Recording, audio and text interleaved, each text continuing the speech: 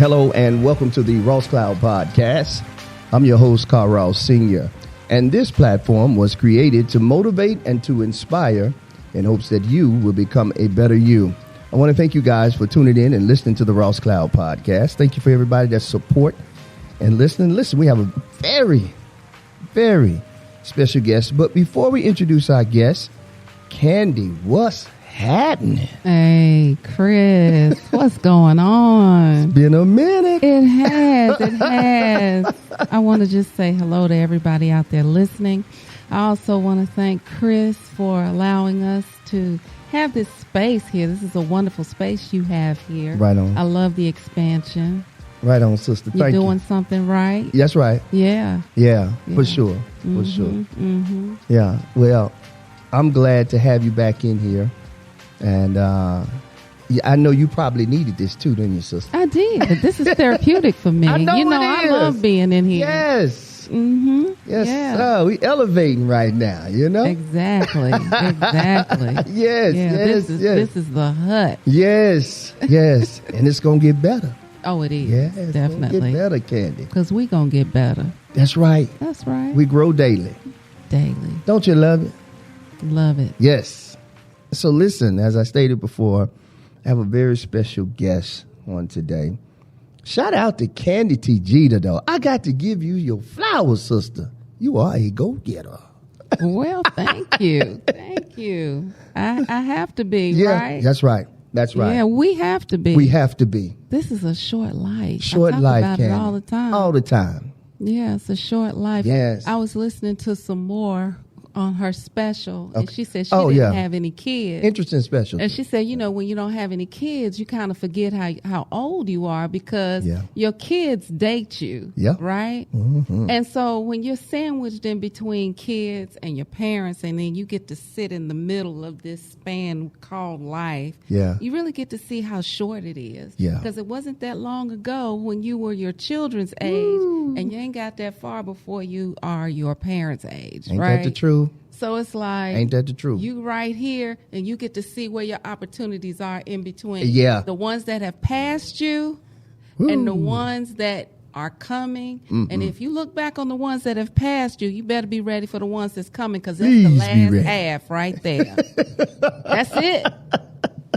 That's Please be it. ready. Somebody said you got 2 lives, and the second one begins when you know that you only got one. Yes, sir. That's good stuff. Mm-hmm. That's good stuff. Yeah. So, listen, as I stated before, we have a very special guest in the building. This was just totally a very, very spontaneous moment. And I love spontaneous moments. It's important whenever you're on the brink of greatness, when you're headed for greatness. It's important that you're spontaneous in everything that you do. I think if you drag your feet, you miss an opportunity. So feet don't fail me now. Yeah. Y'all know I'm a Negro. Mm-hmm. So listen, I have a very special guest with us on today. We have the one and only Mr. Rashaad Johnson, who is the author of Caged Dream. Give yourself permission to pursue your passion. Rashaad, what's happening, brother? What's going on, man? It's an honor to be here. Thank you for having me here on the platform. Yes, sir, brother. I love it. Interesting thing about this, you are a Aggie Pride. Aggie Pride. Absolutely. You know it. Yes, sir. Got to shout out to Aggies, man. Listen, what year did you graduate from A&T? You're from Greensboro, too. You're a native of Greensboro, correct? Yes, correct. I'm from here. Went to Dudley High School. Okay. Went to A&T. I graduated in 2001 right. from A&T. So, okay. Yeah, I love this place. Yes, home, sir. Home, man, right? So you reside now, D.C., Baltimore? I'm in the D.C. area. Right on, right on. I know you like go-go. I do. There it is. That's one of the perks. Yes, sir. That's one of the perks, right? I love it. Absolutely. And I remember we were in D.C. Do you like the Mondo sauce, I think it's called, where you dip it with the chicken wings, the orange sauce? Absolutely. Listen, I have 2 bottles. I got 1 bottle in my refrigerator and another one in the pantry on deck. Dog it, bro. You should have bought me some of that right there. Yes, sir. So, Rashaad, let's talk about your book, man. And let's talk about your second book, because this is not just the only book you've authored. This is your second. You have a second book that you authored. Can you tell us the title of that book? Correct. The second book is Identical Contradiction. It's debunking the myth of code switching and helping people become their most authentic self. Ooh, love it. I'm proud of this. This is another baby, but I'm really proud of it. You should be. Great title, too. I love that title. I like the title, too, right? And where can they go to even find it? Yeah, where can they find that? The cover is awesome. Oh, yeah, because I don't see the cover on your website. The only thing on here is just Cage Dream on the website right now, currently, right? Correct. Okay. So the Identical Contradiction actually has its own website. It's www.icontradiction.com. The letter icontradiction.com, because that's where it can be purchased. That's where you can learn more about me, learn more about the book. Yes. But I wrote this book from my life experience. I love it. It's about me being me and realizing that to some people I'm a contradiction, because I say this is how it is in this situation and this is how it is in that situation. It can appear a contradiction when it's really not. It's just talking about the different dynamics of the human experience. Yeah. And it's just like I'm not the same way in front of my grandparents as I was when I'm hanging out having a drink or two with some of the fellas. Of course not. I'm not the same way in the boardroom as I am in an intimate setting with friends and family. And That's right. Not that 2 different parts of me or 2 different, people. It's just different parts of me. That's right. That's right. I love it. And that's so true. Yeah. Mm-hmm. You got to be mature. You can't take a bottle of whatever you drinking on in the boardroom and say, good morning. Nah, it don't work that way. It wouldn't work out good for you. No, you're going to find Well, it might work out. Well, it depends on what platform and what you do for a living. Let me say that. Surprise, boy, I tell you. It might get your promotion. I've had a few coworkers that had some spiked coffee. Woo! Yes, sir. Yes, sir. So, man, where did it all start? Like, because you have an interesting story, very, very interesting story, but I want you to tell your story, and then I guess we'll get into what we're going to talk about. So if you would, I'd like to take folks on a journey about your life, because, again, the premise of the show is to help people become better through your story, but also through dialogue, right? Conversation. So before we get into the title, take us on a little journey about Rashaad. We already talked about A&T and right here from G. Burrell and Dudley. That's a beautiful story, beautiful thing. And now you up there in Baltimore and Washington, D.C. It's a beautiful thing. So It took some guts to make that move, first of all. So kind of take us on a journey of you. Cool. So Rashaad, I'll tell you, Rashaad, since a kid, I've been the same person. I'm just growing and becoming more of who I am. I love it.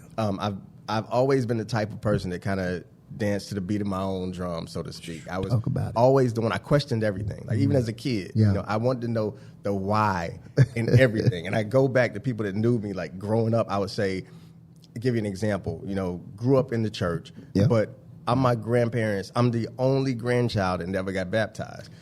And I'll tell you why. It's because we all used to have to go through these baptismal classes as a kid, to get baptized. Yeah. And I had questions. And they would say certain things. I'm like, wait, that's not registering. Why did this happen? Why is this in the Bible? And I would ask these questions. Sure. And some of the elders couldn't answer the questions. Wow. And it even got up to the pastor. And the final straw was, I would talk to the pastor and was like, well, why is this? And what does this mean? And why is this? And he was like, listen, son, some things you're just going to have to wait till you get to heaven to ask God about. And I was like, well, I'm probably just going to wait till I get to heaven to get baptized. Because I don't understand this. It's it's always been me. No, I understand that. Not causing trouble, but I always want to know the why. I just didn't take things at face value. And so growing up, I've been very curious. I always knew I loved people. Yeah. I wanted to impact people. I always felt like I'm going to change the world. I don't know how I'm going to do it, but I'm going to change the world. And so growing up, graduated from school, went into corporate America for a little while. And Cage Dream was sparked off of me just feeling like, okay, this isn't it. Like I know I have this dream to do something so much more impactful. But I need to make money, And that's right. I got a family, I got people to support. That's right. And so Cage Dream came about because I just really felt caged. I'm like, I have to produce money to live and do certain things. but this is where my passion is. This is what I want to do. And that's what birthed that book. Like me really talking about the journey of becoming an entrepreneur and everything I've faced. Yeah. So it was just my story of me deciding, okay, I'm going to start this business. I'm going to branch out. I'm going to do what I've always wanted to do. Yeah. So that's how Kay's Dream was birthed. I love it, man. Absolutely. Go ahead, Candi. So what was your passion? So I've been asked this question a lot. I've thought about it for years, and I've been able to boil my passion and my purpose down to a single sentence. And I know I was created to help make people better versions of themselves. That's it in a nutshell. I was created to help make people better or the best versions of themselves. Sure. And everything I do is centered around that. Yeah. I love it, man. That's good. That is very good. Can you speak to the word transparent and transparency? What does that directly mean to you? I know it has a meaning, but to everybody it's different, I feel like, because perspective is everything. So I'd like to hear from you that word transparency for you. That's a word that people throw around a lot. Yeah. People talk about it a lot. But to be truly transparent, you have to be willing to be vulnerable. You have to be willing to be embarrassed. You have to be willing to not look good all the time. Because there's parts of us that really aren't to our liking. There are parts of us that we kind of try to hide from the world. Come on, man. We don't want everybody to see it. So to be transparent is saying I'm willing to be vulnerable. Yes. I'm willing to be embarrassed. Yeah. I'm willing to put it all out. Yes. Which takes a level of growth and security, because you have to be really secure to let people see the ugly side. Yes. And the sides of you that you don't really like. Yeah. And so transparency is something I feel like I'm transparent, but I'm not totally transparent. Yeah. You're kind of like on the edge. I think most of us are. We like standing right here on it. Right. We ready to jump, but as we thinking, we like, now if I do this, what's going to happen? Like you said, the why. What will happen if I do this? What if I just go ahead and just spill the beans? Absolutely. And let it all hang out, right? You're right. It's like, hey, here it goes. You know, it's so funny. We can be partial, too, with our transparency. Oh, yeah. Like, we'll tell this part of the story, but boy, we won't tell this part of the story. Maybe it's fear of embarrassing other people or ourselves. There's always like this, what's the word I wanted to use? A governor, like you do in an engine. We always have this governor on us that says, well, I'm not going to go that far. I'm guilty of it. I'm guilty of it, you know. So I like your perspective on that. And I want to hear about your second book and where that was birthed from. You kind of alluded to it a little bit, but can you talk about that just a little bit? Yeah. So the second book, Identical Contradiction, that came over years of thought. I remember thinking about who I am as a person and how I flow in different circles, how I flow in different arenas. So Identical Contradiction, the book, I can tell you the very moment that things changed and sparked this book. Yeah. I was working still in corporate America in a meeting. Yeah. Somebody said something and I laughed, and it wasn't funny to me. But because everybody else was laughing, I laughed. Yeah. And I hated that because I was like, why am I laughing? Like, that's not even funny. That's not me. Like, I'm being fake. That's not an authentic part of me. And like, I beat myself up about that. Wow. And I was like, why do I do that? And so I really started thinking, why? I'm always asking myself why. So was it a hard laugh, or was it a fake laugh, or was it like so hard that you was like, okay, you ain't have to put on that much? Or was it like... That's a great question, too. Or was it like... you know how we do that dumb laugh, you know? I do that all the time. Yeah, right. So it was... This is even more, makes it more embarrassing to me because it was a fake laugh. It was just like... oh, my God. Man. Like, I felt so bad afterwards. I was like... Why did I do that? That didn't even sound real. Like, that did. If one of your, if people who were with you, oh my God, knew you, they'd have been looking at me, get the side, like, man, stop, absolutely, cut it out. What you doing? Why we do that if we with somebody we know? We like, you know that wasn't funny. We would do that. Yeah, why you do that, man? Right. So, exactly. But go ahead, So, Identical Contradiction. That's why I was birthed. And so I started really digging into why people do the way, like, why do people feel the need to code switch and work? Because as you know, it's a big topic now, code switching and learning how to code switch. Yeah. And so the book is really, it's talking about being your most authentic self, but debunking the myth of code switching. I really come at it from the angle of telling people why I don't like code switching and why I don't think people should code switch, why I think you should just be your authentic self. Yeah. And you can still be professional, still be yourself, but I found myself trying to fit into this mold I thought was acceptable to be successful. And after a while, I got me, who I am. It was an internal battle. I just couldn't do it anymore. I'm like, this isn't authentic. This isn't me. Too much. And I'm not going to do it anymore. It's not the money was great. Sure. But I'm like, my sense of peace and self-worth was worth a lot more to me. So that's what sparked that book. So that book is really talking about being your most authentic self. And one of the major topics is telling people why they shouldn't code switch and telling them really what it does to your mind and your emotional state when you pretend to be something that you're not. If you do that over and over, it begins to change who you are. And you're creating this internal battle with who you are and who you feel like you should be.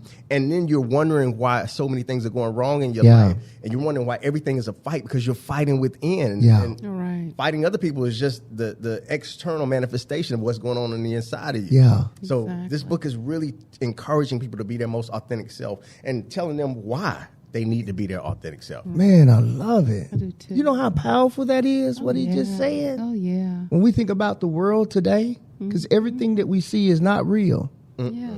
So that's a very, very powerful book. Thank you. Oh, man, the title. But then with you explaining it, it helps you understand it even better. Right. It's personal to me. Yeah. And so why is it important that people learn to be their authentic self? What's the single most important reason?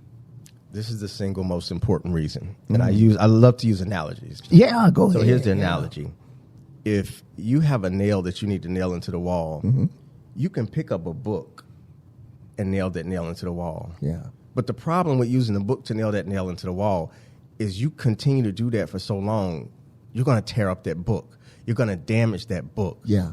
And the ideal thing would be to use a hammer because the hammer was created to nail that nail into the wall. That's right. The book wasn't. You can do it. Yeah. And so that's why it's so important to be you, because when you're doing something that's outside of what you were created to do, after a while it's going to cause damage. Right. It's going to cause damage a whole lot, man. It's going to cause damage to your emotions. It's going to cause some damage, and so that's why I tell people that's why it's so important. Yeah, man. You were created who you were for a specific reason, to do a specific purpose, and if you use it for anything outside of that, it's not going to be as successful as it should be. Come on, and man. It's going to cause some damage, whether you know it or not. A lot. Beautifully said. Yeah. Beautifully said, brother. Thanks, I love it. Thanks. So when you're on the road to success, I've heard some people say, some professionals say, that being yourself, stating your opinions, speaking your mind is often overrated because nobody really cares.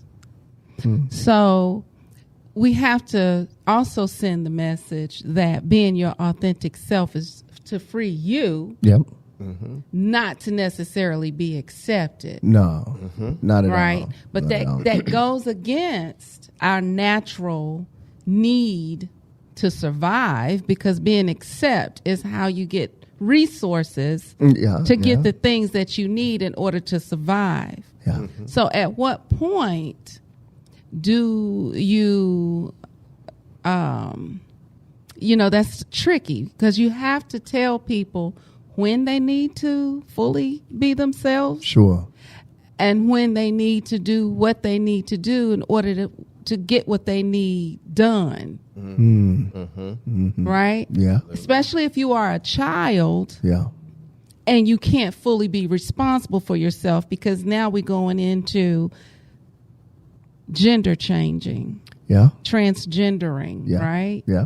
These are people who feel like they're being their authentic selves.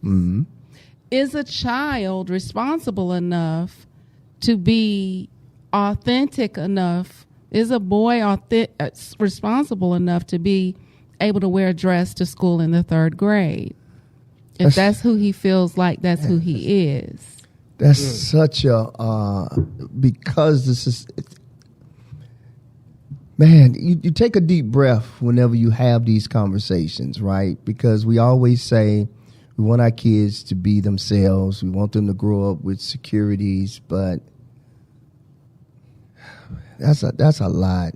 It is. Because even when I think about the situation with Dwayne Wade, a lot of people, he got a lot of backlash for the decision that he made to kind of let his, I guess, son, daughter, I guess, because, his son. His son. Yeah.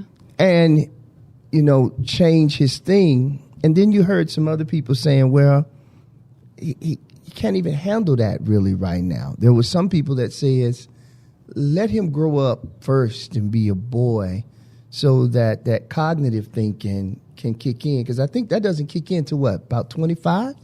20? Yeah.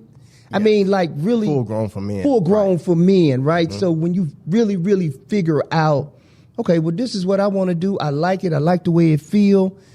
When you're that age, you don't really know. Because you got a lifetime to live. In my opinion, that's just such a tough situation. Go ahead, Rashaad, jump on in, man. I agree. Let me tell you what I honestly think. I honestly think, and this is not a popular opinion, right? And it's going in the same vein of what you just said. At that age, you're not mature enough to make those type of life decisions. At that age, you're still about to go through puberty or going through puberty. You haven't even changed. You're going to feel a different way tomorrow. You're going to feel a different way next week. Yeah. Like your chemicals in your brain are switching. New chemicals are being created. You're experiencing things you've never experienced before. You're feeling ways you never felt before. You're not mature enough to make that type of decision. And what I don't like about it, I'm not going to say it's wrong or right, I get you. But I'll just say how I feel. I feel when you allow kids to make certain decisions regarding their sexuality at that age is detrimental. And especially because I asked this. Yeah, I'm like, okay, so let's switch this. Let's say, because people allow their boys to do certain things, allow their girls to dress a certain way, do certain things. True. Let's switch it and let's go traditional. Okay. If your daughter came to you at the same age and said, well, this is what I feel like, and I want to express my sexuality, and I want to wear stripper clothes, and I want to do this because this is how I feel, and this is what I want to do, and I want to express my sexuality. Would you allow your adolescent daughter to dress certain ways or to do certain things or to be exposed to certain ideas, to be exposed to certain media? No, because and what would you say? No. You're not old enough. What you talking about? You're not old enough to make those type of decisions yet. True. So if that's what you would tell your daughter, why wouldn't you tell the same thing to your son that wants to be your daughter? It's even more, it goes beyond the whole sexuality thing. It's about the maturity for me. Yeah, good point. Right. I feel the same way as I hear a lot of parents say, well, it's okay, he's smoking weed with me and he 12, but he at home and he comes. Yeah. Dude, no. I'm not going to smoke weed with my son and he 12. No. I'm not going to do that. I'm not going to say, here, man, go and take a sip of this yak. Smoke this cigar. Come on, man. Yeah. So I get where you're coming from, Rashaad. It makes so much sense. It's common sense almost. I mean, from my opinion. Hey, listen, here at the Ross Cloud, there's no judgment zone here, but it is perspective. Mm-hmm. This is an open, free forum for us to think freely and speak freely. So that's a very, very good point. I'm glad you brought that up, Candi. Yeah. Wow. Pretty. So in relationships, we're groomed. We are. To be in relationships. Yep. Groomed. Heavily groomed. Very much so. Yeah. Even if you didn't have a parent to specifically teach you, you have society that says this is what the husband should do. This is what the wife should do. I get it. Right. And to the level of which we're groomed determines the level of which we feel free in relationships or not. Right. I was extremely groomed to be a wife. Okay. This is how, if you don't agree with something that your husband is doing, this is how you disagree and maintain the ego. We didn't call it ego. Right. But this is how you disagree. Yeah. Okay. Yeah. If he's doing something, if he's folding the towels this way, you like the towels folded that way, don't let him see you refolding those towels. Don't refold those towels in front of him, because that is a blow. Yeah. Because he's trying to help you out. Yeah. So that's being considerate.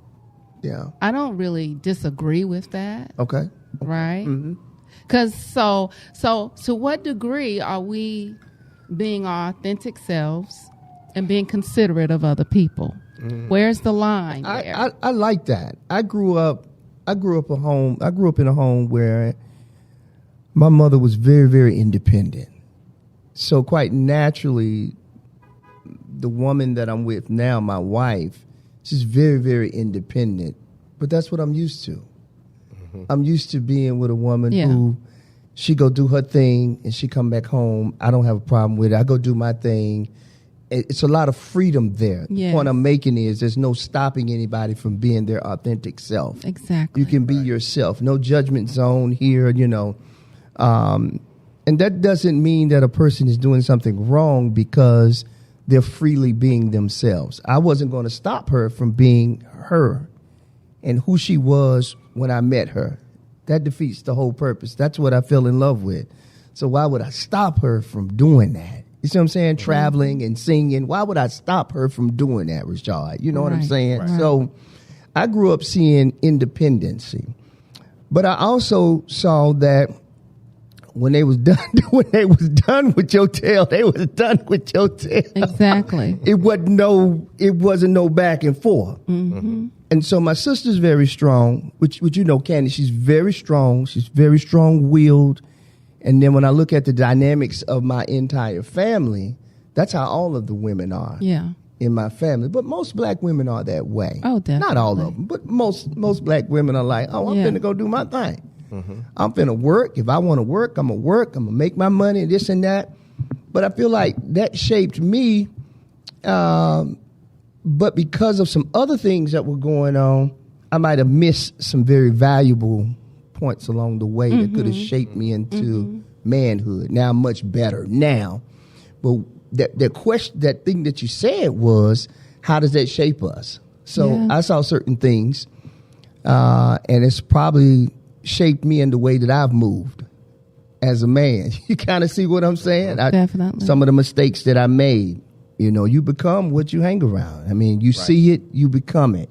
Don't mean you stay there, but there are seasons in our lives, I feel like, where we imitate what we've been around for like so many years. And then there's a stumbling block. Either you change it or you continue to be the same thing. Mm-hmm. So you're right. I agree with you on that. Go ahead, Rashaad. I agree with you. We are groomed from a very early age from our parents, from our environment, from our friends, uncles, aunts, cousins, aunts. Go ahead. I'm sorry. Though specifically in the black community, I think right now as a whole, and there are exceptions to every rule, but as a whole, we're out of balance because, and this is, you got to go back as to why.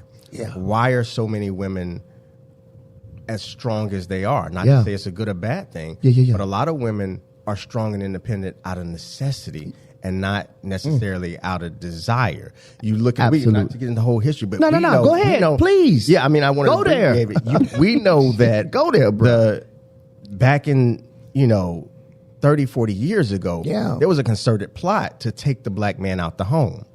You go look from welfare to the drug laws to it's so much of it. This is post-slavery, so it's so much of it. Yeah. So the effects of that we're seeing manifested today. Like you look at one of the movies I like but I hate it is Baby Boy. Like I love that, but that movie shows a strong black woman providing and having the car and having the place and having the job. And this black man having nothing and having to mooch off for her and live in her stuff. And between her house and a mama's house, it's like you go from being your mama's baby to her baby. And you never grow up and become a man. Yes. And so some of that, I think, is just, out of balance. And I think it is. To what Candi was talking about, she was groomed in a way that had those old school morals, yes. The old school position of this is the woman's position, this is the man's position. Yes. Whatever works for you works for you. Whatever works for you. We don't have to be all the same. Right. But I think we have to understand why things are the way they are. Right. Some of us, it's fine if that's your choice. Like if the woman wants to be independent and do this and work a job and hold it down, and the man wants to do this and they go 50-50 on the bills, that's cool. If that's what you all choose, that's cool. But just remember, you can't have it both ways. No. Like your woman can't be paying half of the bills. Oh, no. Because if she paying half of the bills, she has half of the say so. She's going to make half of the decisions, and she's going to lead half of the time. You can't expect her to I'm gonna be honest do all with of that. I hope you at least taking care of the roof, at least taking care of the home front if you can't take care of the water and the electric bill. I hope you paying the mortgage. I hope you are taking the full rent or the full mortgage. I hope you paying. That's what I just posted. Yeah, I hope you paying at least the house because she is a helpmate. That's all. That's all. Because if the mortgage or the rent is $1,300, then you should be assuming all of that and be okay with taking less, so that she can continue to be the woman. Because I feel like it's going to be a whole respect. Just what you said, the dynamics of that will be beautiful. And that was the other thing I was going to allude to say, my wife is very independent, but I am accountable for making sure this is done. There are stipulations on that. Don't get me wrong. And I am okay with it. Absolutely. Because it puts me in that position where I have to keep moving. Right. I have to keep pushing forward so that I can continue to get more, because there is that factor of she good. If she happy, everybody happy. And that's a true story. If so you I love got that. the right woman who I was gonna can say be that. made happy, when she's happy, everybody's happy. Everybody. Because she is going to rinse and recycle that. And you're going to get it back 100-fold. I think the problem is that men who like a chase end up chasing what can't be captured. And what happens is they get a woman that they can't please. Yeah. They get a woman who's a bottomless pit. They get a woman who doesn't understand how to respect a man. They get a woman who can't relax. And when you can't relax, you are not able to receive. And when you can't receive, he can't give. And when he can't give, he's frustrated. And the church said amen. Right? And when he's frustrated, he's shut down. And when he's shut down, you're resentful. Yes. And nobody knows where it's coming from. That is so true. And Yes. what I love, even adding to that, everything you said is so on point. Tying what both of you all said together, I want a woman that can be independent. I want a woman that can handle her own. Yeah. But I want to put her in a situation where she doesn't have to. Exactly. That's the thing. Like, if I fall on hard times, I want a partner that I know, baby, I got you for a it. couple of months. I can pick it up for a couple of months. But without being angry. Without being angry. Without being resentful. What? But I want to create a life as such for her that she doesn't have to. Exactly. Oh, man, listen, this is opening me up even more so. And so I'm going to make this a little bit more personal. I remember when I got ready to go into this, I'm going to give a quick testimony. Quick testimony, right? So when I was over there, it was tough. I was like, oh, my God, I need this, I need that, I need that. Wife didn't say nothing. She let me feel that. She let me go through it by myself, right? But I was like, man, I'm out here alone. I need my wife to do this. I need her. You know how we can get. I need her to do this. You don't never come up here. You don't never do this. And I need you and I need this. And boy, I hit a hard patch. I got ready to switch over and I came in here. Boy, then the light switch came on. I got you. And it just came together. But the beauty in that is what I'm saying. She allowed me to be a man and make my own decisions. Yeah. She didn't coddle me. She didn't hold my hand. She knew I needed help, but she knew it was necessary for my growth and my strength that I didn't quit. Yeah, and she needed to know, are you committed? Are you committed? Yeah. Are you committed? That's a beautiful thing. Because if you committed, then I know that you going to go out there and slay the dragon. I just need to be the... Y'all know sometimes... This is beautiful. It is. It seems like because I think these conversations need to be had, need to be heard. Right. Because sometimes men, we can be emotional as hell sometimes. What Bishop J's calling emotions. Emotions. So I'm serious. Like, we can be emotional sometimes and feel like, well, shoot, I'm over here. I'm doing this. I need help. But not looking at the big picture. What you were saying when you got a good woman that's looking through some different eyes that's saying, hey, nah, he doing this. This his baby. I'm not going to get in his way. This is his. He's got to make his own decision. And I'm going to let him make his own decision. I'm going to let him do this. And if he jump out there, I'm going to show him what it is. Exactly. And that's the beauty of having, that's a helpmate. What we was, you alluded to it earlier. I just gave an example of it. That's right. Absolutely. Yeah. You know, you fall on hard times and you can't do this and you can't do that. You want somebody to say, hey, hold on, slow, pump your brakes. Definitely. Relax, I got you. Stop stressing. We're going to get through this. Now, this is what I need for you to do. That's when it's game on. Absolutely. And you know, even more than that. Come on, man. You're talking about the conquest of you succeeding in business and making things happen in business. Yes. But it goes even deeper. Because she knows if you can do that in business, you got me. Not only do you have the household financially, but you got me. Because if things get difficult with me, can you stick it out until you figure out how to make it better? If I'm off of my game, can you still love me until I get back on to make it better? So it affects so many different areas. It does, man. It's a beautiful thing. Marriage can be beautiful. It can be dark at times, but there's some beauty that comes out of it if you get with the right person. The right person. The right person. I do believe that. It doesn't mean that everything is everything's good all the time. Right. But the right person, what you said, we're going to get in. We finna fight now. That's right. Let's go to war. Because marriage has so many different... Ooh. Yeah. I think we all can agree. And it has so many turns. We say this sure. a lot. Where I hear someone. Where you where I always give people props who are willing to do it multiple times. Yes. Oh, yes. Because your stories haven't been easy. Your journey has not been easy in that, and to do it again speaks to your resiliency. Yes, yeah. And I talk about resilience. Thank you for that. Yeah. But I have not had the nerve to do it. 3 or whatever. You know. But some people do that so effortlessly. Well, I'll be honest with you.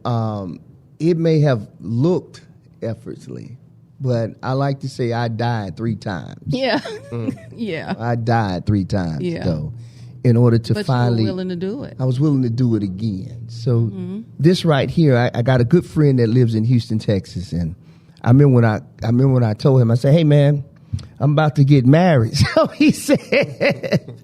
It's good to have good friends where you can be very transparent and nobody's feelings is hurt, right? He said, man, you are Elizabeth Taylor out this mug, boy. Damn. I said, hey, bro, I believe in the institution of marriage. Yeah. And, I watch my father, who's been married he's been married a couple times too. But this is his last relationship and he's been married 30 years. So if he can do it, I can too. So there's hope for me. You kind of see where I'm going with it. It's hope for me. Man, you've been married 30 years, but I know the relationships he's been in. And he's been married 30 years. Man, I'm proud of you. Yeah. you kind of see where I'm going with it. So I've always felt like there is hope. Yeah. Yes, there was a lot of pain that I had to go through. Still going through some of it. Right. The backlash of it. Yep. Mm-hmm. Because when you encompass children, when you involve children with that, and you've mismanaged that, then what you mismanage, sometimes you lose it along the way. Yeah. And so in me being transparent, I've lost some things along the way because I mismanaged it. And I don't care how much you stand in front of the ones that you say you love and say, I was wrong. Yeah. I'm sorry I did that this way. I'm sorry I did that. Will you forgive me? They may not forgive you. And you got to be able to eat that and be okay with that. So I just want to say, and don't quit. You know, Chris, he sings and he acts. He does stage plays. Okay. Can you feel I can't. the passion? Listen, I can't. I'm feeling it. Like I see it. Let me tell you this. As a fellow actor, I see My it. man, Like I understand yes, that. sir. Yeah. Yeah, I mean, he sings, he acts. I mean, he's a regular Tyler Perry protege, okay? Yeah, he's good. But yeah, I'm just saying though. So when I think about that, it took time to get to the place where I am now to be okay and accept the fact that I may have people chattering in the background. That's okay. But my life, I cannot stop because of the chatter. Right. Because they're still going to be chattering. Yes. Whether I'm up or I'm down, Negro's still gonna be doing it. That nigga ain't about nothing. He ain't gonna be nothing and this and that. So you have to learn. That point as you make that resilience, it has taken me years to get past what people thought about me. Yeah. And then finally I had to rest in it. I've seen it. Yeah. I have seen the transition. You have. And you have done a great job because you are a male who is highly sensitive. Very much so. Very much in touch with your feelings. Pisces. Yeah. And you have done things that you're not proud of. Oh, I'm but not. You're able to come in and be like, you know, I did. I did. I mean, I've seen you. I did I this. did it. I did that. I did it. You know, and that's what it takes. It does. When you're talking about growing. And when we're talking about being authentic. Yes. Being authentic doesn't mean that you don't ever lie. Great segue. Let me say this. Lies and deception. Absolutely. So let's talk about some of these lies. Come on. I love it. So I had this saying, I posted on social media. Yeah, come on. Wow, you know, people always saying, you know, I keep it 100. You know, I keep it 100. I keep it a buck. I keep it a buck. Right. I said, well, I keep it 99 because I lie every now and then. And I'm just being honest with me and about me. Yeah. Because I'm still that honesty thing. People are always talking about, I'm honest, I'm real, I'm true. Are you really? Are you really? When you dig into that, it's hard to be honest all the time. Yeah. Now you should be. It's and a it's goal. a work in progress. It's a goal, but it doesn't always happen. That's like it doesn't me. always That's happen. like being in the gym, right? We have a goal in our mind where we're like, oh, I want to look like this. Yeah, that's what we say, don't we? Right? So you go to the gym every day. And you still don't look the way you want to look. Oh, God. And every now and then you got to get a piece of cheesecake. Come on. You're going to do this. You're going to cheat on the diet. To your point, I had cheese fries today. I'm letting it out. I had cheese fries today with bacon, and I had me a Heineken and some wings. There it is. Sounds good. God dog it, I did it. Don't you feel better? I do. I feel great. Might have to go out and do that again. But you know, as a woman who has always said, you know, why do men lie so much? Women lie all the time. Yeah. Ooh. I think they're real good at it too, ain't they? Women are Well, better at it. we have, speaking of being groomed. Come on, man. We have been groomed to lie because men have been, it's been okay for men to lie and cheat. Mm-hmm. It's okay. Yeah. As long as you pay the bills, it's okay. Valid point there. Right. Valid point. So our job, in order to keep the family together, is to cover that. Yeah. It's to cover that. That's how you keep families together. He cheats, you cover. Yeah. He cheats, you cover. Now, you can't cheat, which is why we have to be the best cheaters. Because we're not easily forgiven or understood if we cheat. Yeah, so we got to be really good at it. Yeah. And women use that. I agree with that too, Rashaad. Women are so good at it. Go ahead, Rashaad. I would say this, when it comes to the cheating thing, I was just having this conversation a couple of weeks ago. Yeah. I said, I think people like men, I was having this conversation with a woman. She's like, men cheat all the time and men cheat the most. And I said, okay. I said, but here's the difference. I was like, it's known that men are known cheaters generally. Yeah. Because men get caught more. Yeah. Because men are like dogs. Men, if a dog runs through a house, he gonna tear up something, he gonna knock over something. A cat can be in the house all day and nothing be out of place. Nothing. When women cheat, they're smart enough to do what we don't do. Women don't just cheat by accident. Women plan their cheating. Their schedule doesn't change. Nothing's off. There's nothing you can pick up that's different. Yeah. Women plan that cheating. And I can say I know that. I'm not proud of it. Because I've been with a woman who was cheating on her man. Yeah. And I know the lengths she went for him not to find out. Facts. And I felt bad a little bit. Yeah. We would call sometimes, I would be with her, and I'm like, okay, I play my part. I'm not saying nothing. And she's like, well, it felt good. I'm in between work meetings. I'm out. I just wanted, I just wanted to text you, but yeah. And I'm like, oh my God. And the crazy thing is, I was like, when I cheated, I wouldn't have thought to go through all these lengths. I wouldn't have thought to do that. You don't have to. Nah. You don't have to. So if you don't have to, why do it? You know what I'm saying? Yeah. But we really have to, because our own children won't forgive us for cheating. Oh, no. But if dad cheats, it's like, but dad gives me what I want. You know I am, right? About dads. Yeah. Let me ask you this. Woo. Because this is going to break open something. Yeah. Why do we feel the need to cheat and lie? From your perspective, why do you think people cheat and lie to each other? That's a great question. I think lying and cheating, number one, is an act of survival, primarily, because you get to retain resources this way. Okay. You're not going to have things taken away from you if you play the game. You're playing a game, right? It's the same reason why you cheat on a test. I want to get a damn A. I want to get out of this class. I don't want to do this class over. If you got the answers, give them to me, because I don't want to have to repeat this class. Wow. So if I can just get through this, I promise I won't do it again. Yeah. I just need to get through this, right?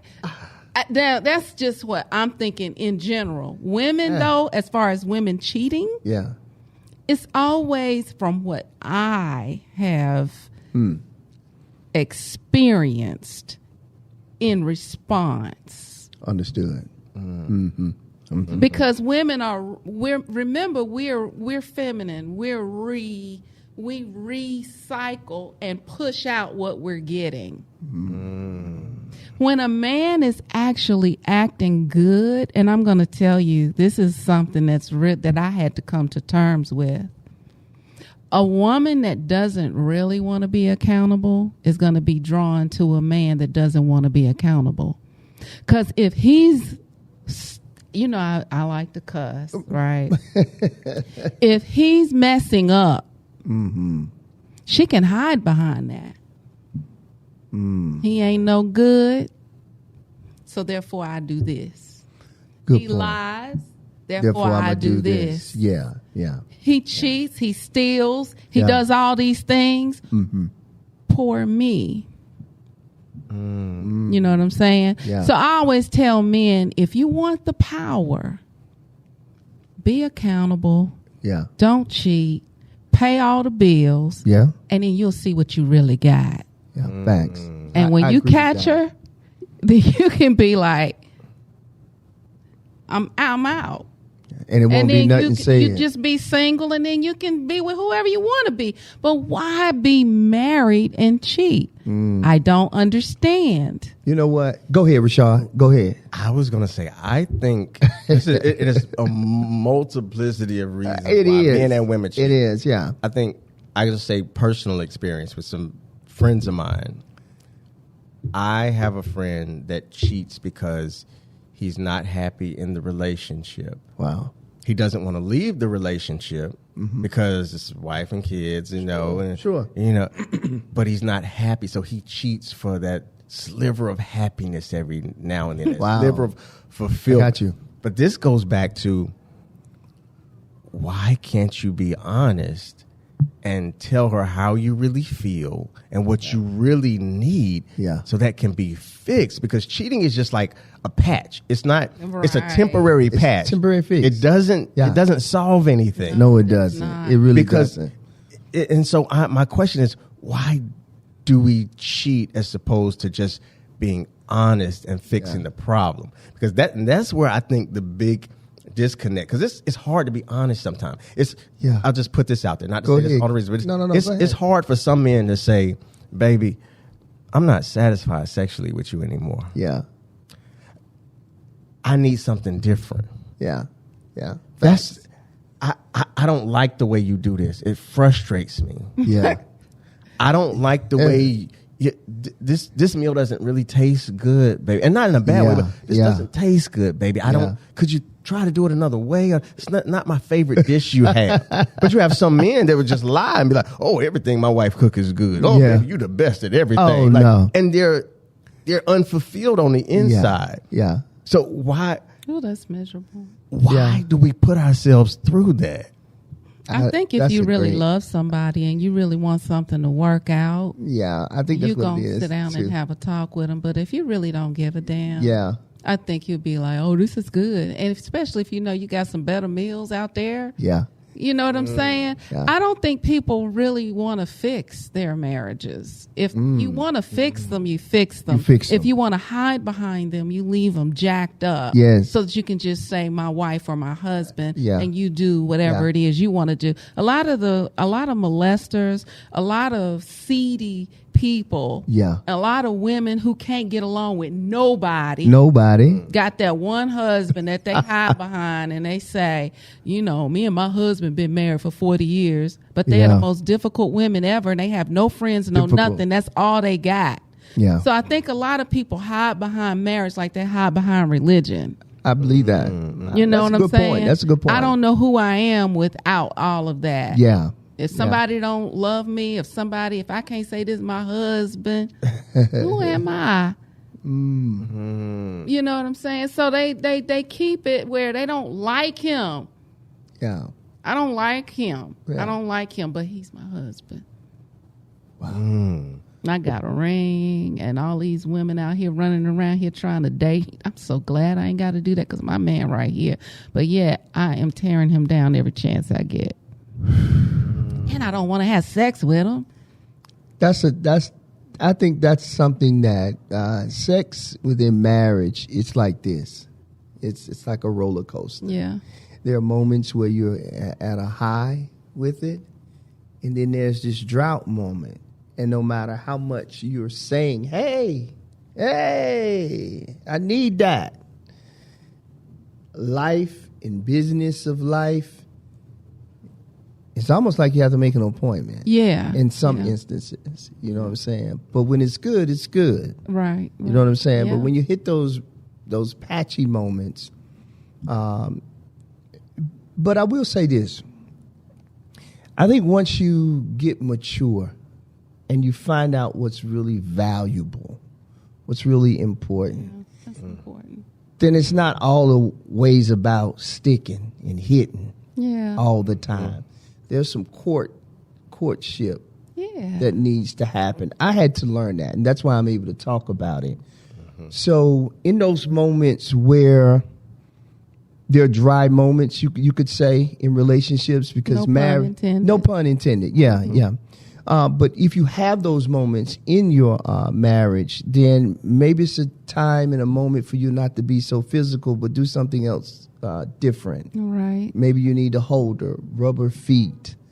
And I promise you, the more you rub her feet, the more you rub her legs, the more you caress her, send some flowers to the office, buy her favorite meal.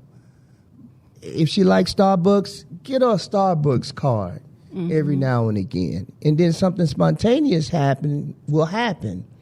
And when that spontaneous thing happens, you'll be like, whew. Well, it's been a long time since I had that, but boy, I'm satisfied. Right. You know what I'm saying? Right.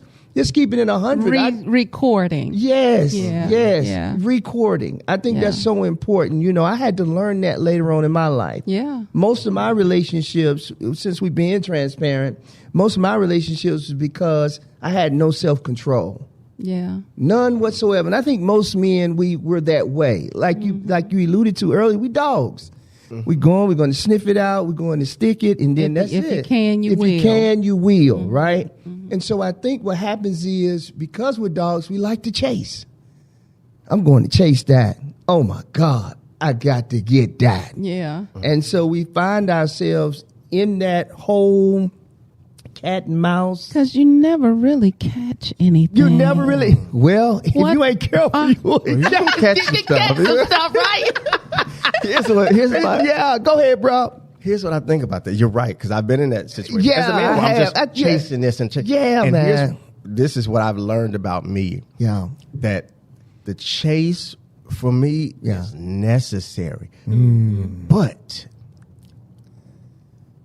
when I'm chasing something substantial, right, I don't have to chase everything. You don't. When I'm focused on what I really should be focused on, because men they have nothing going on with themselves. Yeah, it's easy for them to cheat. It's easy. It's almost like they need it because they need that chase. But when you find something you really want to, because the chase is in us. Like we're aggressive by nature. Like we're going to get something. We got to conquer something. Yeah. And I realize you're right, Rashaad. You got to conquer something. Yeah. But what is it that you really want? Right. Like, so me going after my dreams and my goals, like me putting a whole bunch of time and energy into that. Yeah, man. It satisfied that need for me to chase something. Yes. It satisfied that need for me to go after That's something. That's a good point. That's a great point. That's a great point. Yeah. It will calm you down because there's a bigger picture. You're chasing something else now. And it gets to the point now where it's like, man, can you please stay out of my DMs, or you just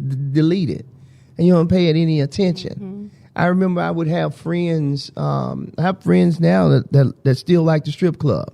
That doesn't interest me anymore. I'm not finna give my money to somebody just shaking their tail. I'm not finna do that. I got a wife at home.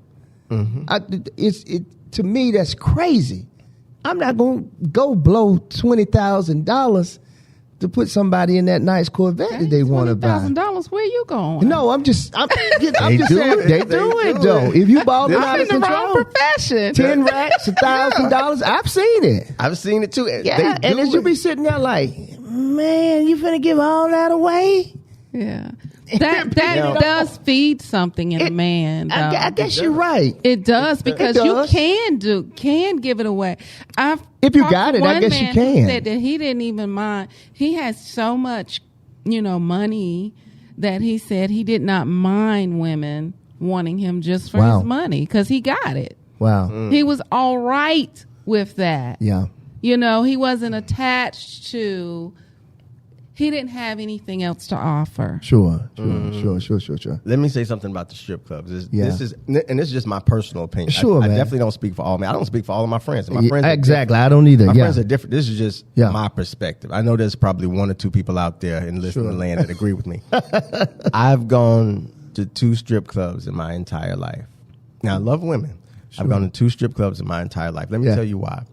For me, now I've been to a couple of bachelor parties and other things. Yeah, of course. Yeah. But for me, and some of my friends laugh at me to this day about this. Yeah. I'm like, I don't like that. This is how I see strip clubs. Okay. So I'm going to go pay these women to tease me and turn me on and get me all hot. Yeah. And bothered.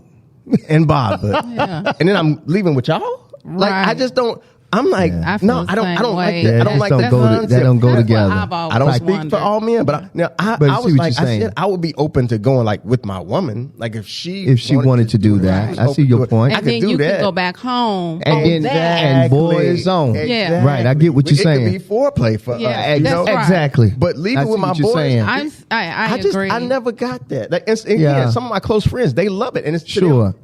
My opinion doesn't have to be there. Absolutely, absolutely. It's a release for them. They do it. Sure. But I just never been that. Yeah, no judgment. No judgment whatsoever. If that's your thing, that's your thing. Yeah. But I know for me, I don't know. Same thing with porn, too. It's porn, too, if you're not getting anything, you're just doing that. Yeah. That is like, that's a hole. Yeah. It's endless. It's like, it's no end to it. Like, them dopamines in your brain going crazy. I don't see it. That one. You still got to do something with it. You have to. Where is it going? In my hand. Like, yeah, but you can go that's true. home. Rashaad, that's so true, though. You can go home after the strip club, and it can go in your hand. Yeah, but it's not the same. We talked about this before. Yeah, we did. That is a what I think couple of $1 billion industry. Yeah. So you have to think about how it really is affecting society on a whole. Yeah. On a whole. Like even by the second, by the minute, it's millions of dollars in a minute, a second. It is. So somebody's clicking.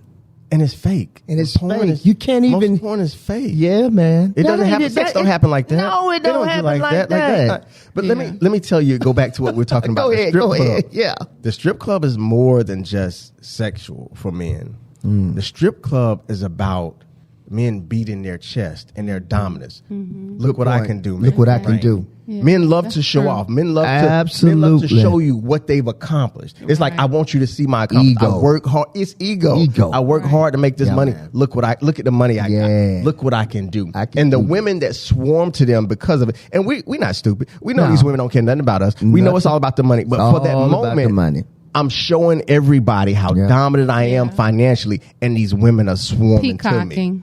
That's it. Yeah. That's it. Yeah. You pull up in that fly ride. Mm-hmm. The cycle continues, though. Yeah. You know. Yeah. It does. It never ends. You pull up in that Ferrari, same thing. They don't like you. They like that car you in. Mm-hmm. You pull up in that Bentley or whatever you pushing. You pull up in that. All eyes are on you. Mm-hmm. But it ain't really on you. It's on that Italian leather that you sitting in. Exactly. My opinion with that, even for the guys that love to make it rain, I told one of my boys, I said, listen, how much you think you going to drop in the strip club tonight? He's like, man, I'd roll in there probably about 200, you know. Yeah. I said, question. What do you think would happen at home with your girlfriend if you said, baby, I'm going to make it rain on you tonight. All this money is yours. The more you turn me on, the more I'm going to give you. Definitely. It's a beautiful thing. It's the same fulfillment. And it's working towards something. Definitely. Like I challenge people, switch it up a little bit. That's good stuff. What happens if you were to do that? Yes. That's what I'm trying to understand why people are having these problems. Yeah. When you can create things. You know what I'm saying? Be spontaneous. Role playing? Yes. Be spontaneous. Speaking of identity contradiction, identical contradiction. Yeah. You know, like, why is it that date night is not, you can spice that up. You really can. You really can. Okay, so when couples first meet, everybody is talking. Yeah. Once intimacy takes place, conversation ceases. People stop talking. People stop connecting. Right. Yeah. People stop being creative. Yeah. Well, men stop being creative because y'all are driven by sex, right? So a lot of times women are pretty much like, let's do this, let's do that, let's do the other, blah, blah, blah. And men, before they get sex, they're like, yeah, let's do that, let's do this, let's do that. Get sex, then it's like, okay, I already got it, Yeah. So when you think about it, you're only just really getting started. Sex is like absolutely nothing. Yeah. Right? It's absolutely nothing. It's like one of those things for women where, because we are made to receive, you know what I'm saying? We're made to receive. I think this is when you talk about, I think, I hear men say that men fall harder than women in the beginning. A lot of the times, like before, like, okay, so with men and women start you out with 0. Yeah. And you work up to 100. Okay. Men usually will start out with 100 and then be like, they like take away, like they'll see something and they'll have an idea. Yeah. This is what I'm thinking. No. Go ahead. Have an idea that this is a perfect thing. This is beautiful. I want to, Yeah. And then things just start being taken away. Yeah. Whereas like a woman is usually like very much not interested in the beginning of a relationship. True. This is why we're always like, leave us alone. You know what I'm saying? We ain't bothering y'all. Yeah. It's so confusing a lot of times to women because we really are not trying to be bothered. In a lot of cases, we hanging out with our girlfriends. We got things that we're doing. We're in school. Our minds are like all over the place. Because women are, and this is why a lot of times in society, they keep women closed and covered and because really women are just so easily influenced by the world. If you look at women, you can tell they reflect their environment. We're sponges. Men are pretty much the same all over the world. But if you look at women, their dress, the way they carry themselves, the way they do we're projectors of the whole, So we're busy. We're not even interested, really. So when a man comes and says, "Hey, what's up?" We're like, nothing. We're like, pretty to respond. What's going on? Yeah. You're beautiful. Okay.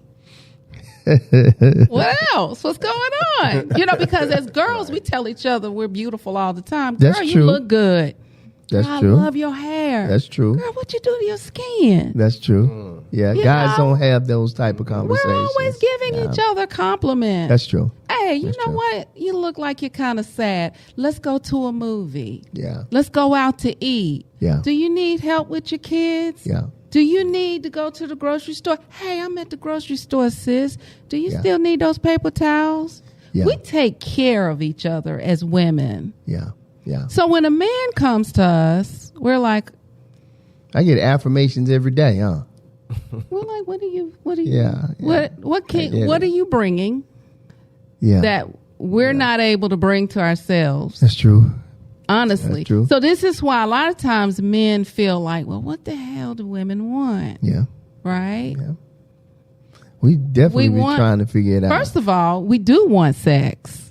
And we want it to be good. Yeah. Right? But we want things that are connected to it. I got you. Right?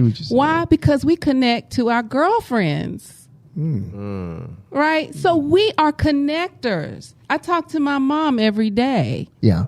Yeah. So if I'm not talking to you every day, I'm talking to somebody. And if I'm prey and all of this is in here, this gap is in here, even if you're married, people are hollering at your wife. And she has to constantly say, I'm married.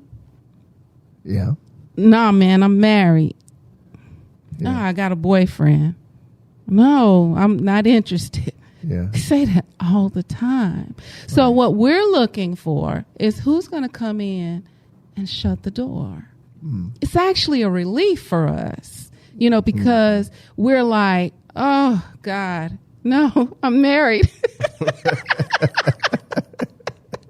That's a good point. You know what I'm saying? Yeah. So when guys are into their own selves, can you imagine how many times Coretta Scott King had to tell men no? You'll never hear that story. No, but Coretta is bad. Yeah. Was bad. She was. She really was a beautiful one. Martin was gone.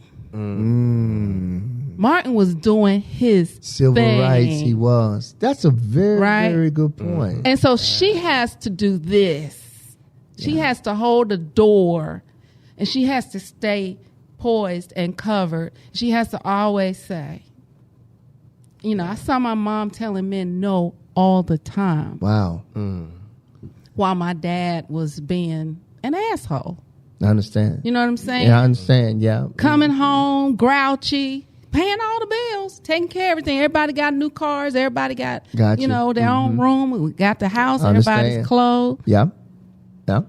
But if she lay dinner out and he's in a bad mood and he's fussing about jam as opposed to jelly, and she's telling men, I'm married. Oh, man. The hell are you married to? Yeah. Close the gap. If you want it, if you don't want it, keep it open. I always tell women, don't be exclusive if you're not married. Yeah. Yeah. You date. Yeah. You open it up. You tell your daughters things that you don't want other women to do. That's confusing. Yeah. Yeah. You wouldn't tell your daughter, hey, you need to just, if this guy is showing interest in you, only talk to this guy. Would you tell her that? If he's not making any efforts to close in? Wow. She just likes him and he just likes her. Sure. And every now and then they might go out, but she says, Daddy, I really like George, but George is not doing anything. And Sam wants to go out with me. What should I do? Go out with Sam. Yeah. Yeah. Would you tell her to beg George for a commitment? No. She gonna get hurt. What would you tell her when George calls her a whore for going out with Sam? A liar or a cheater? You know what I'm saying? Yeah. Women have to be prepared for all of this. And I think that's why there was always a direct path to marriage. I see what you're saying. Because it keeps the women in line. This dating thing where men are not aggressive and closing in the gap. Yeah. And thinking that they will be able to do whatever it is they want to do. And women are out here like willy-nilly. This is leaving a terrible gap for young girls. Huge. It's a different day. It's a very different day. It's totally different. I think a lot of it is, I can say from me and my perspective as a man, what you said is so true. Sometimes men have to get to the point where they are 100% confident in what they want. Because sometimes, to be honest, sometimes men don't. We think we know what we want, but here's another thing. I've heard this all my life, and I've experienced it, where a lot of times men, especially when they're in the pursuit of something, whether it be promotion at work or whatever it is, when they're in the pursuit of something, men, we can be very tunnel vision and very straight laced, and we have to do this, then do this, then do this, then do this. Well, men think linear a lot of times. We do this and this and this and this and that. So but women can think in a circle. We can do this, they can do this, and they can jump to this, and they can come back to this, and they can do that. True. It confuses us. Like, we sometimes have to be very focused and get this done, and then get this done. Yeah. And so sometimes we're just like, men don't know. Men have to become emotionally intelligent enough to know how to handle this. Yes. And how to handle this. Because sometimes it's just our level of growth. We haven't gotten to the place where we're able to handle everything. Yes. And nurture everything that needs nurturing. It's like man, we have one cup of water. And you're like, okay, well, all these plants need to be nurtured. Well, I need to get this plant good healthy first. Okay, once I do that, then I can get this plant good healthy. Well, women can be like, I'm going to give this one a little, get this one good, get this one a little, get this one a little, get this. Oh, let me feed the baby, let me cook, let me get it. Yes. And it's like, you all are the master at doing multiple things at the same time. Man, you telling the truth. Where men, we struggle in that department sometimes. I think that's what help meets are for. Yeah.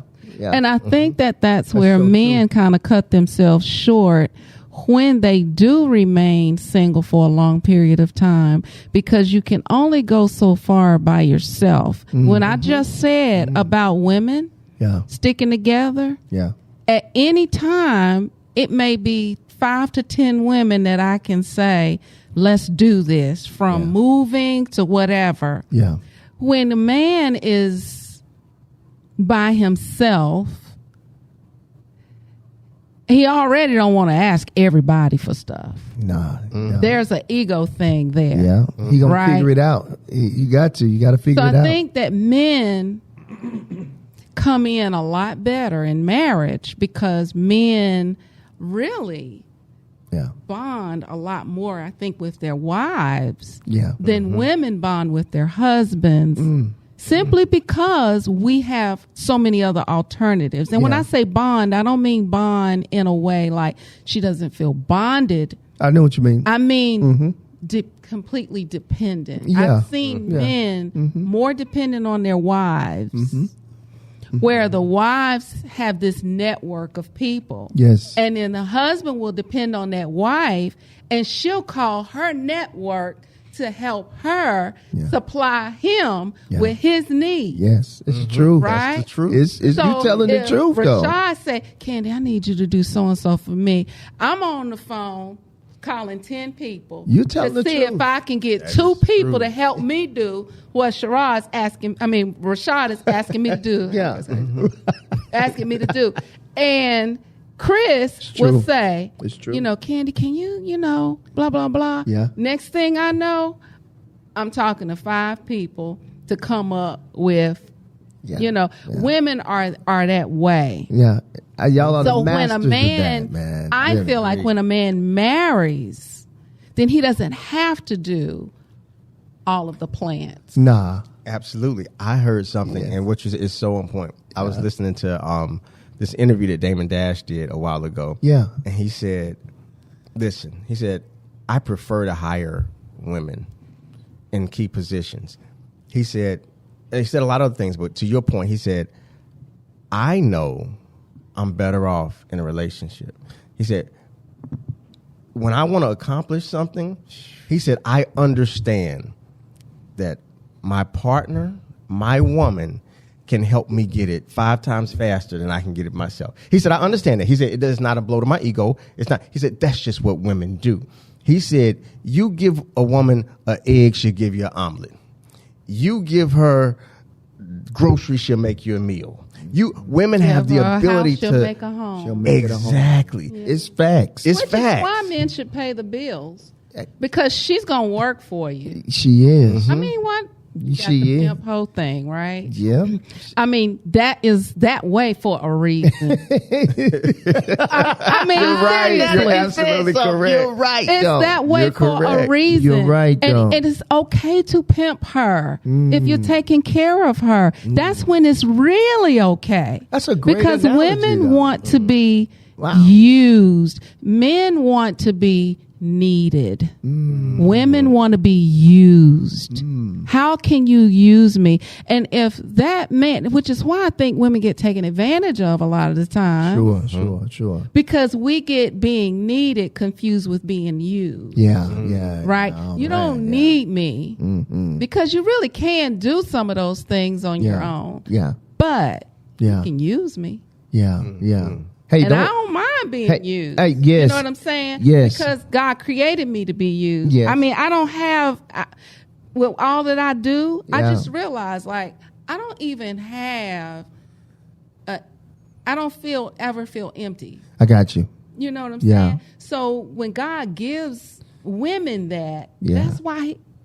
I think that's why we're in that position. I got you. I want to say this too, as we were talking about the pimp game. Now, I want us to be very, very smart. Don't go home and smack your wife and say, get out there on the track, okay? Let's put some perspective on this, all right? The analogy that she's giving us. Don't be trouble. Yeah, don't be. Please, don't go home and smack. You know. He got a plan. And when he has a plan, he tells them. He does. What his plan is, what his vision is. He's like, I want to take over this area. Yeah, and he means it. And I need you to do this, and this. Yes. And the moment you tell a woman what you need her to do, now that part right there, you are telling the truth. We like, okay. Yeah, y'all are masters at it. Mm-hmm. You can't take it away. That's so That's how we do each other. Yeah, you can't take that away. So when your man jumps in there, we do it for our children. Yeah, it's so natural. It is natural. Mm-hmm. Yeah. And why? Yeah. You don't use it. It's crazy. It doesn't make sense. Who if you got it, to do it all by themselves? You can't. Yeah. You can't. If it's there and it's available for you, then by all means, nurture it, take care of it, pay them bills. Yeah. You'll see something beautiful come out of it. So listen, this has been just a wonderful conversation. I think this is probably the longest conversation we've ever had in the history of Ross Cloud Podcast. But this was just, we got to do. You split it. I guess I could, but y'all, this has really just been great. I think I will. But this has just been excellent. Rashaad, we've got to have you back again. You really brought out some very, very good points to this conversation, and we're gonna have to keep this going, man. Absolutely, I would love to come back again. Yes, let me know, man. Okay, I'm coming back. I'm coming Consider back. it done, then, man. I'm so glad to now we have another friend to the family of the Ross Cloud Podcast, one that can bring some great perspective. And before we close, Rashaad, again, tell the folks how they can contact you, how they can get your books. Well, great. So you can find me on social media at Rashaad IU. That's RASHAADIU.